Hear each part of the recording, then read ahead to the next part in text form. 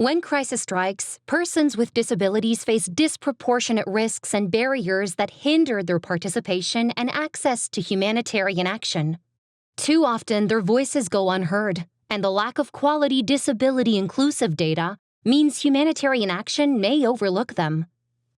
With a focus on coordination, protection, and food security, the From Guidelines to Action project developed practical tools and collected evidence to enhance disability inclusion, amplify the voices of persons with disabilities, and generate disability-inclusive data to inform barrier-free humanitarian action. The project formed collaborations with clusters in Somalia and the Syrian response. It engaged stakeholders and organizations of persons with disabilities in these contexts and on a global scale.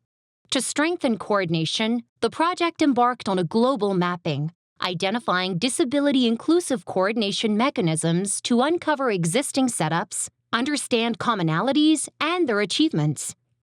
Comparative case studies in Afghanistan, Bangladesh, Democratic Republic of Congo, Venezuela, and Ukraine investigated the good practices, supportive factors, and systemic challenges in integrating disability inclusion into humanitarian response. Building on these insights, the project focused on transforming assessments to make them more disability inclusive. It brought together various stakeholders to analyze gaps and progress in widely used assessment tools. Together, they created and tested 2 practical guidance for integrating disability inclusion into protection and food security assessments. To drive change on the ground, the project applied Review, Action, Adapt, and Learn laboratories to Somalia, Somaliland, and to the Syria crisis response. These participatory sessions united humanitarian actors, including persons with disabilities, to dive deep into inclusive programming and the IASC guidelines.